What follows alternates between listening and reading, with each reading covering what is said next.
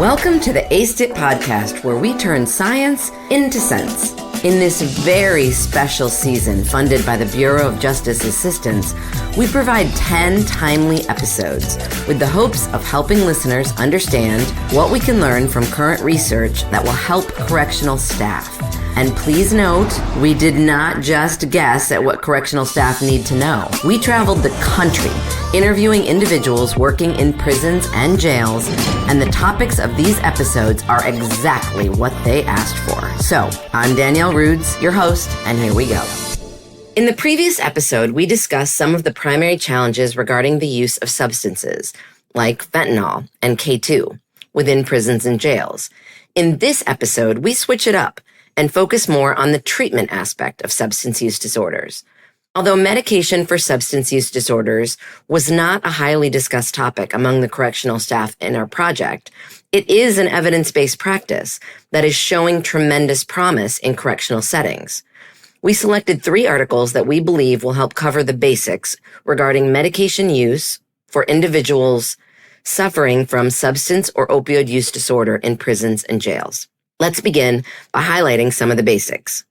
In a systematic review conducted by Maurer and colleagues in 2019, the researchers highlight what previous literature has said both in general about substance use disorder and opioid use disorder, and about the effectiveness of medication-assisted treatment, MAT, distributed in prisons and jails. First, a little contextual background. The use of opioids has been linked to high levels of addiction, healthcare expenses, and mortality. This issue has been recognized as a significant public health problem in the United States. Opioid use is especially prevalent among individuals in the criminal legal system, recording higher rates than the general population outside of prison. Findings from the survey of inmates in states and federal correctional facilities indicate that 23% of the state's incarcerated residents and 18% of federal residents have used heroin and opioids at some point in their lives. Among criminally legally involved populations, opioid use poses unique dangers, as it increases the likelihood of a life-threatening overdose after being released from incarceration due to its increased availability and dangerous forms, like fentanyl. Therefore, it is imperative that individuals receive the most effective treatment while incarcerated and prior to being released back into the community. Medication-assisted treatment, known as MAT, is an evidence-based approach for treating addiction, primarily in opioid use. Through MAT, there are 3 types of medications used for treatment: methadone, buprenorphine, and naltrexone. Although they are all aimed to treat individuals using opioids, among other substances, their effects differ slightly. The most common and widely used form of MAT is methadone. Methadone is considered a full opioid agonist, used to stabilize individuals by reducing the symptoms of withdrawal and cravings, reducing illicit opioid use, and increasing treatment retention. Second, buprenorphine. This is considered a partial agonist, but is still commonly used. Buprenorphine also helps limit the use of illicit opioids, assists with withdrawal and craving symptoms, and increases treatment retention. Finally, naltrexone. This medication has not been researched as much as the last 2, but all the literature surrounding naltrexone still supports some evidence suggesting that it also helps increase retention in treatment and decreases the use of illegal opioids. However, the use of medication-assisted treatment is sparingly implemented in correctional facilities, despite the substantial evidence behind its effectiveness. This leaves many residents forced to go through withdrawal and/or seek the use of substances while incarcerated, as treatment programs are not always available, may have a wait list, or may not work. In the current study conducted by Maurer and colleagues, the researchers predicted that within the 24 studies found, there would be evidence that supports individuals on MAT would have 1, increased engagement in community-based substance use treatment, 2, reduced opioid use, 3, reduced involvement in criminal activity and/or a return to the criminal justice system through, like, corrections, 4, reduced engagement in health risk behaviors post-incarceration.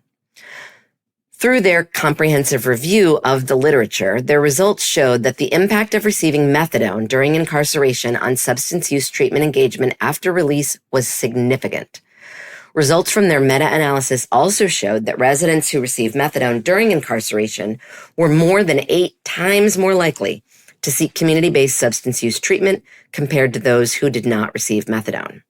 Additionally, methadone was also found to be effective in reducing opioids and injection drug use post-release, with rates of reduction being a remarkable 78 and 74%. Given the goals of correctional institution, these findings hold significant importance. Given that relapse in opioid use post-release is a significant issue, we turn now to a study of jails, where release often occurs more frequently. In this study from 2022, Evans and colleagues report on the results of what they call a natural experiment. A natural experiment occurs when experimental conditions occur naturally, without researchers setting them up. Evans and colleagues evaluated the recidivism outcomes from 2 similarly situated jails in Massachusetts, where the resident populations were comparable. The experimental condition was that one jail offered MOUD in the form of buprenorphine, while the second did not. The study outcome was post-release recidivism, which included incarceration, probation violation, or arraignment. The results are quite impressive.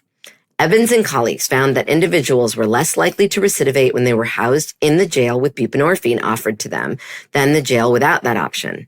To be specific, when adjusting for history of interactions with the criminal legal system, they found a 32% recidivism risk reduction. The individuals at the buprenorphine jail also had lower rates of rearraignment and reincarceration and lower rates of recidivism related to property crime, but they found no differences in probation or parole violations. So that is really good news.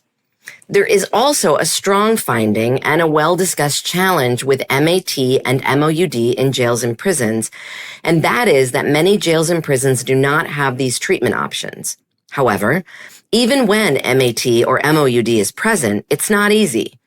A growing body of literature notes the extensive challenges jails and prisons face when trying to implement MAT or MOUD programs within carceral settings. To explain this, we will highlight a study done in 2019 by Ferguson and colleagues titled Advancing the Implementation and Sustainment of Medication-Assisted Treatment for Opioid Use Disorders in Prisons and Jails. In this project, the research team partnered with 4 prison and jail systems who initiated a program for using medicine-assisted treatment to treat individuals with opioid use disorder.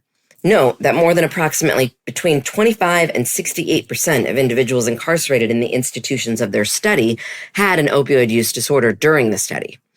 Each prison or jail wanted to sustain or expand the number of individuals in MAT or MOUD treatment while incarcerated as they aimed to address the high risk of overdose and mortality after custody release. 2 of the sites in the study used agonist treatment and evaluated these individuals from the time they entered the correctional facility. 2 others focused on initiating agonist treatment and engaging with patients after post-release. In the 2 sites that gave treatment prior to release, 100% of the individuals left with an appointment to a community provider for up to 9 months. Within those 9 months, the show-up rate fluctuated from a range of 35% to 100% each month.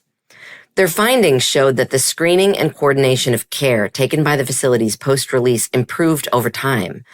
Additionally, one system was successful in increasing the proportion and total number of individuals who had received treatment. Even more interesting, though, were what got in the way of the MOUD treatment and what helped it succeed.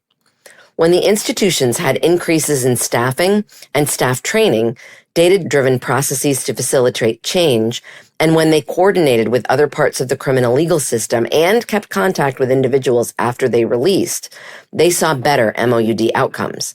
However, when there was limited funding or resources, inadequate institutional space or design challenges, cultural perception problems, problems with excluding or stopping treatment for certain patients, moving or transferring individuals, and/or faulty care coordination post-release, these factors hindered MOUD success. Ferguson and colleagues make a strong point that it is not an easy path to implement MOUD in prisons or jails, but it is possible with careful, thoughtful, and sustained work. Wow, that's a lot to take in. So let me recap a bit to leave you with some takeaways. This episode sheds light on using medication-assisted treatment for individuals with substance or opioid use disorders in carceral settings. Opioid use poses a great danger in the criminal legal system. Therefore, it is crucial that individuals receive effective treatment while incarcerated and upon release.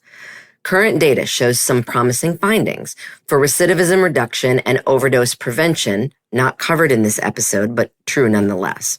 Unfortunately, though, we also learned that the implementation of MAT and MOUD in correctional facilities is challenging, leaving many residents to suffer withdrawal or continue to seek a fix both while in custody and post-release.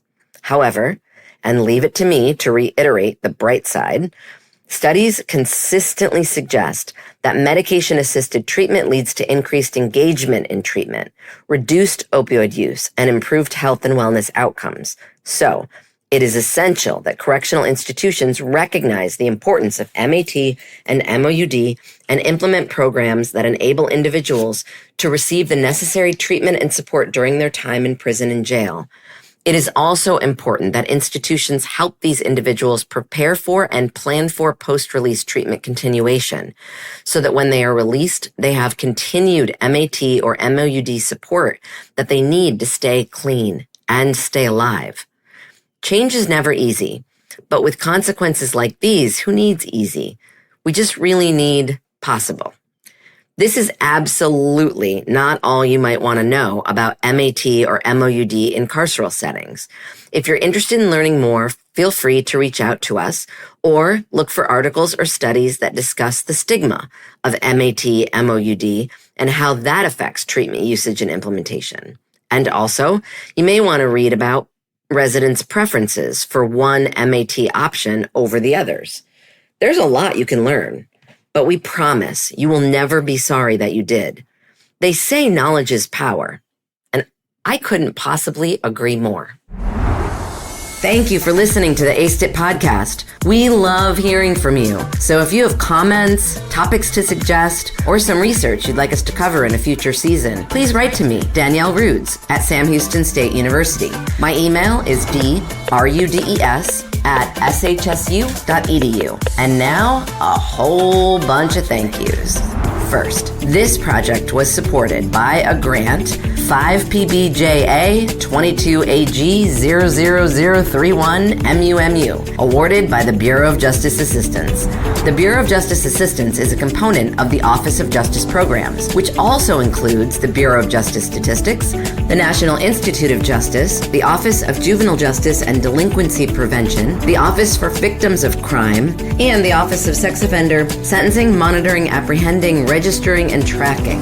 Points of view or opinions in this podcast are those of the host and the research team, and do not necessarily represent the official position or policies of the U.S. Department of Justice. Then, more thank yous. Thank you to the Justice Community Opioid Innovation Network, or JCOIN's, Coordination and Translation Center, funded by the National Institute on Drug Abuse, housed at George Mason University, where this podcast originated. Thank you to our fabulous scriptwriter, SHSU Master Student Jalen Magana, and to my amazing research team at both Sam Houston State University and George Mason University. The team includes Bryce Kuchmarek-McCune, Sydney Engel, Caitlin Bauer, Shalom Aganaya, Alexa Mata, Chelsea Narvi, Alyssa Toman, Miltonette Craig, and Wyatt Brown. And a huge and heartfelt thank you to Jason Luton and the team at Slonky LLC for their fabulous podcast production. Tune in again soon for another episode of Aced It.